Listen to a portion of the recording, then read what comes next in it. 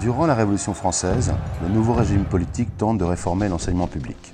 La diffusion des connaissances passe désormais par des grandes écoles nouvellement créées, mais aussi par des institutions telles que le Muséum national d'histoire naturelle ou bien encore le Musée central des arts situé au Louvre. La fondation du Conservatoire national des arts et métiers s'inscrit dans cette volonté, faire du savoir un outil accessible à tous.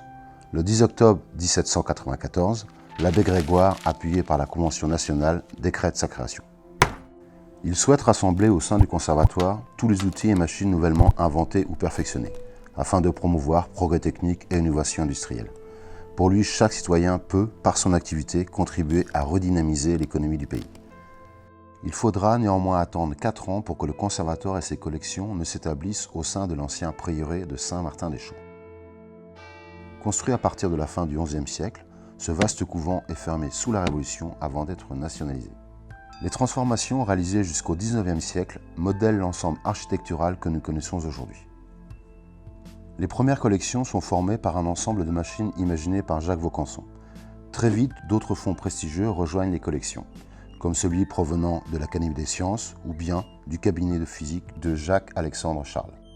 Dès son ouverture, le conservatoire est un lieu d'enseignement et de transmission du savoir. Les modèles et machines sont étudiés et mis en mouvement lors de démonstrations. En 1819, 3 chaires d'enseignement sont créées. Par l'enrichissement des collections et du programme d'enseignement, le conservatoire bénéficie d'un rayonnement international. Il devient une référence dans le processus de création de musées techniques. Dès la fin du XIXe siècle, le conservatoire opère un changement dans la constitution de ses collections, présenter l'innovation en s'inscrivant dans une perspective historique. Après une période de rénovation dans les années 90, le musée rouvre ses portes sous le nom de Musée des Arts et Métiers. Les galeries, entièrement réaménagées, présentent près de 2500 pièces réparties en 7 grandes thématiques. Instruments scientifiques, matériaux, construction, communication, énergie, mécanique, transport.